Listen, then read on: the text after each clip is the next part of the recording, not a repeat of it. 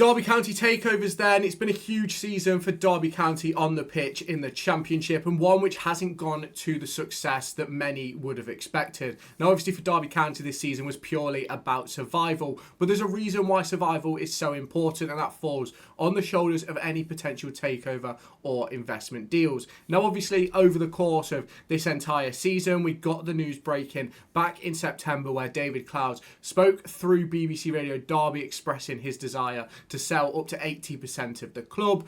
But why haven't we heard anything since then? Now, obviously, if you go back, I think it's just over a couple of months' time, we had an article from John Percy saying that deals are getting closer and conversations are going well, but ultimately we had no confirmation of anything being anywhere near close to being completed. But when can we expect to hear something? Now, for me, the reason why we haven't heard anything is clearly because nothing is completed and nothing is finalised. And for me, I don't think anything is going to be completed or finalised until Derby County have secured themselves. If you have not done so already, make sure you hit that subscribe button down below to stay tuned for all of my latest Derby County content heading your way across the course of the end of this season and heading into next season with transfer profiles, news and player reviews all coming your way. Make sure you've got that notification bell on and hit that like button to stay tuned for all the latest. Either Championship status or we know that we're going to get relegated. So for me, it could be another month until we even begin to hear any sort of talk about potential takeovers or investment. Now, for me, is this a good thing or a bad thing? Now,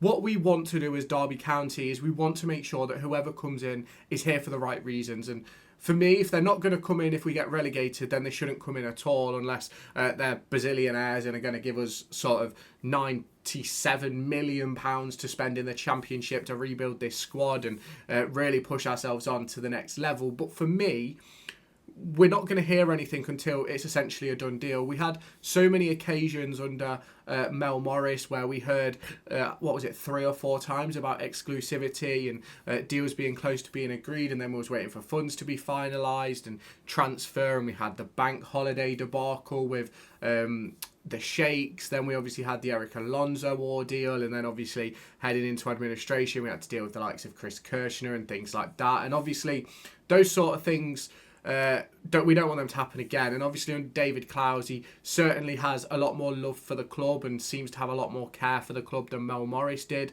But ultimately, it's one of those where I think we're never going to really hear anything. If nothing is close, we're not going to hear a word. And for me, I think it's really difficult to get to sort of those sort of situations of these deals being close with sort of some of the things that David Clouds is wanting. Obviously, to hold that 20%, which I can't see being a problem personally. But the chairman role is one which I think could have a massive impact on any potential deal getting done. Now, obviously, this takeover, this investment that we're potentially getting over the course of the next few weeks is, in my opinion, massive. It's so important to the budgets that John Eustace will receive, whether in the Championship or in League One. And I think the main thing is that as much as Derby County have a brilliant academy, and we need to bring through those academy products, we need to make sure that the senior heads we've got in the squad are good enough to be able to give those youngsters a platform to build on and a way to build into their careers. You look at someone like Cruz Allen, Lennon Wildham, Charles Abuka, all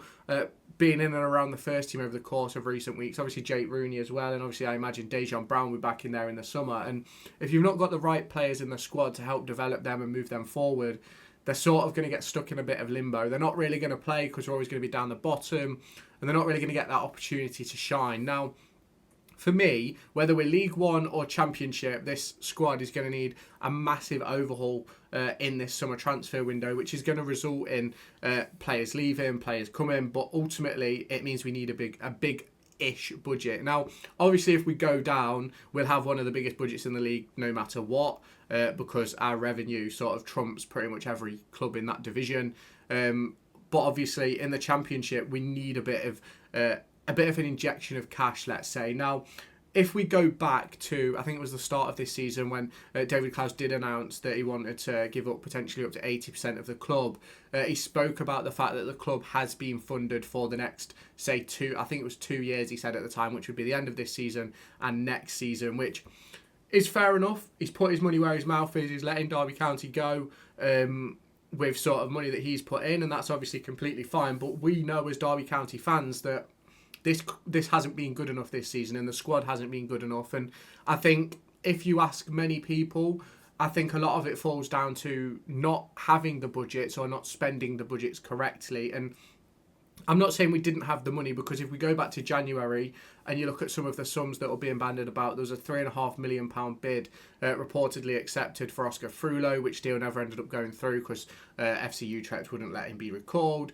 There was obviously then the deals for Kelechi Iheanacho, obviously John Swift, there was Dyke Steele, and there was another one who I'm forgetting at the moment, from, I think he was at Getafe in Spain, something Gomez, I think, if I remember rightly. All deals that fell through. There was obviously the conversations around Carlon Grant going on through that deadline day period as well, and obviously there was a ton of other deals across the course of the January window that we failed to get completed. Now, obviously for Derby County, the importance of having those budgets available to a manager that's willing to spend it and have players who are willing to play for them is going to be massive this summer. And that's why the introduction of John Eustace over the course of the last few months has been massive for Derby County. Now, one of the most important topics heading into this summer is going to be Derby County's medical department, whether it be physios, strength and conditioning coaches, fitness coaches, the club doctor, all things like that.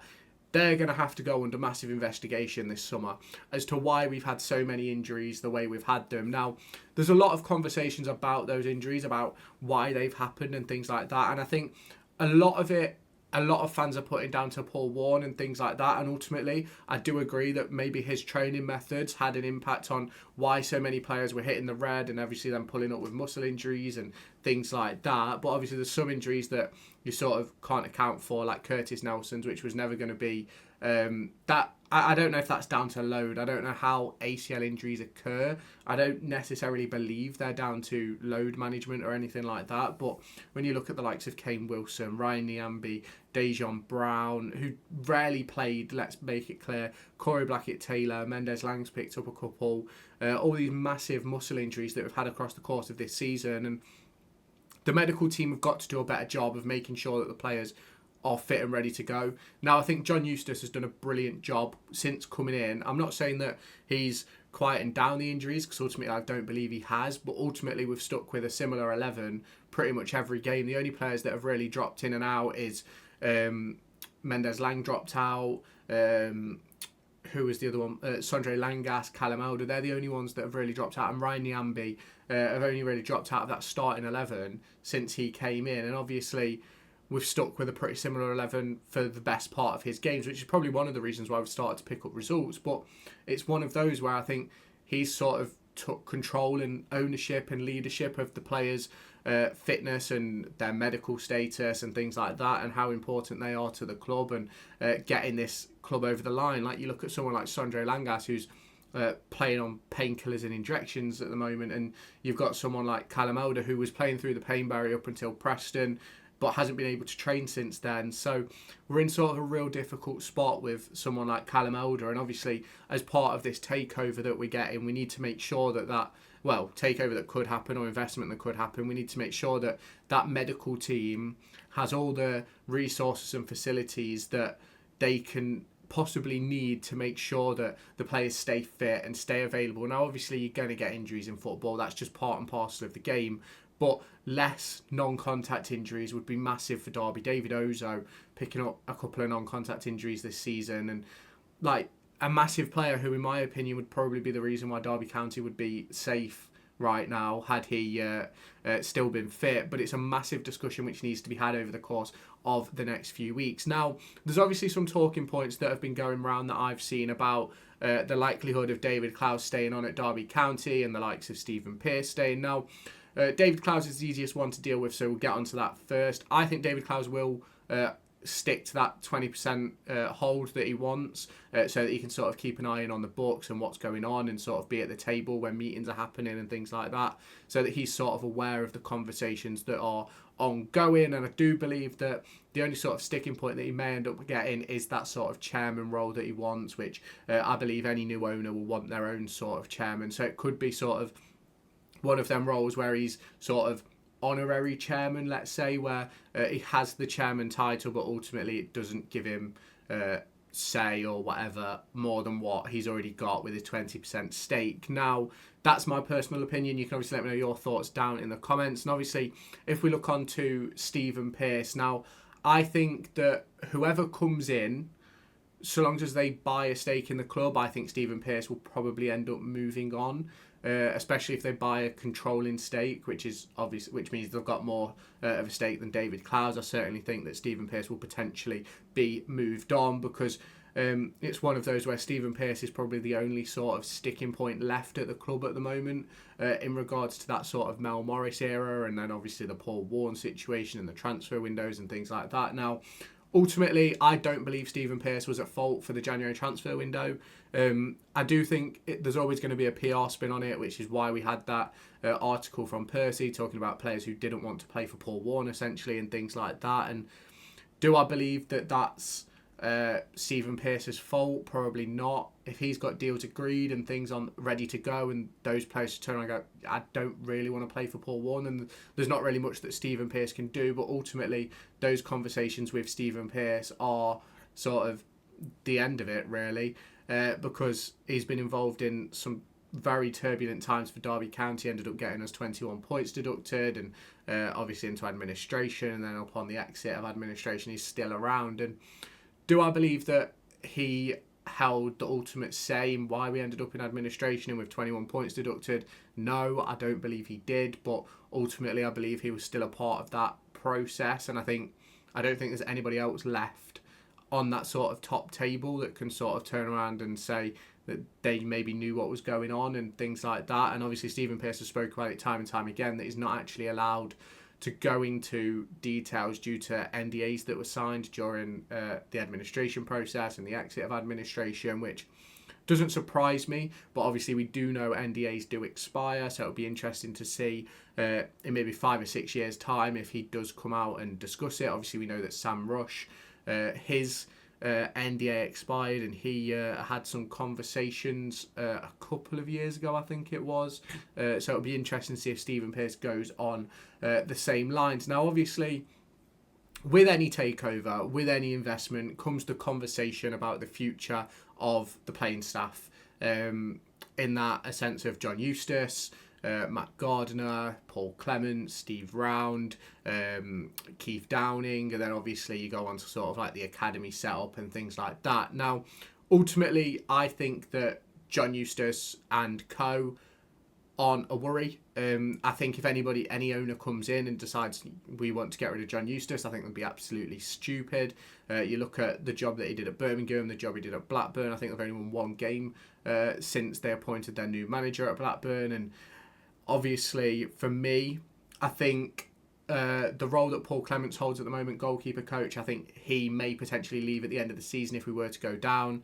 Steve Round will be interesting to see if he gets a more of a longer term role at Derby County. I believe at the moment he's on a consultancy basis for 2 days a week at Moor Farm for John Eustace and co to sort of use as a go-between to sort of brush ideas off and things like that. And obviously, we know the importance that Steve Round has had on Derby County throughout his coaching career, and obviously how important he was with Steve McLaren and things like that. So obviously, it'll be really nice if we can keep him on in sort of a technical director type role where he can sort of be the go-between between the owners and Eustace and things like that. And obviously, Eustace will obviously still have that direct line to whoever those owners are. But the importance for me is making sure we stay up. I think if you look at like the academy setup, I think we've got a really good thing going there, and we've got a lot of really good players coming through. There's a couple of I think they're under 15s at the moment, maybe under 16s, with the likes of Asher Taylor and Charlie Hardy, who have had a couple of call-ups for England recently. I think there's some really good players in that age group who could go on to massive things. And obviously you look at the likes of Owen Eames, Cruz Allen, Charles Abuka, Justin Ogantolu, who are all coming through now as well as Niall McAndrew, who's obviously been injured for the last few months. I think we have a decent cohort of players coming through that ultimately in a few years' time will be sort of sitting on the bench for Derby County or making first team appearances in the EFL, and that's something that obviously we all want to see, especially with how Derby County have been in the past with the likes of Jeff Hendrick coming through, Will Hughes. You look at you can even go further back, can't you? Look at the likes of Tom Huddleston, who've come through this Derby County Academy, and you go now and you look at the more recent ones: Louis Sibley, Erin Cashin, Max Bird, Jason Knight, Liam Thompson. Some really, really good players who have come through, and obviously we've got a few more on the way as well. So obviously that sort of rounds out any sort of takeover talk that we have. There's obviously lots to talk about in regards to a takeover, and should something happen, there will be a video dropping from me giving a full sort of roundup of my thoughts and opinions on what could happen. Obviously we've seen over the course of the last 48 hours, I think it's Dagenham and Redbridge have been taken over by a YouTuber. So maybe one day I can put in a stake at Derby County, but obviously we'll have to wait a long time for that. Now, if you have not done so already, make sure you let me know your thoughts down in the comments. Hit that subscribe button, turn on the notification bell, hit the like button as well to let me know you've enjoyed this video, and I'll catch you in my next video.